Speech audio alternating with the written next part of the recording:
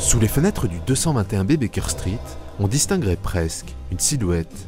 Au Sherlock Holmes Museum, les marches grincent, nous mettent sur la piste, une loupe, un violon, un couteau planté sur la cheminée pour trier le courrier. Sherlock reçoit chaque année des centaines de lettres et mails adressés au 221B. À l'étage, Anthony Horowitz, l'un des auteurs à avoir ressuscité le détective. Il connaît bien les Sherlockiens, prêt à tout pour ranimer le grand personnage. Il y a des sociétés de fans partout dans le monde. Celle de Londres se rend chaque année aux chutes de Reichenbach et se déguise en personnage du livre.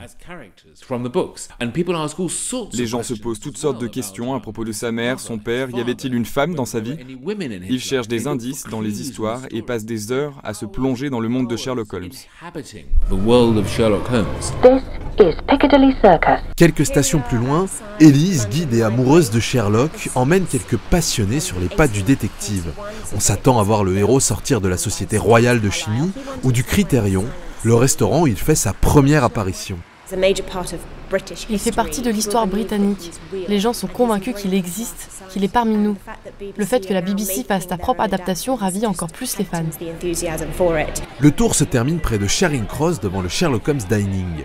Le pub le plus photographié de Londres porte l'insigne du détective. Son restaurant est inspiré de l'appartement imaginé par Conan Doyle.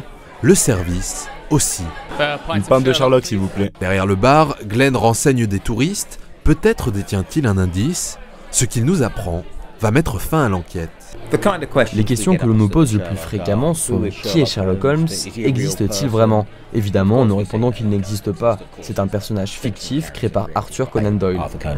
Retour chez Anthony qui n'est pas surpris. Réinventer Sherlock, il l'a fait à travers des livres, revisitant la littérature victorienne.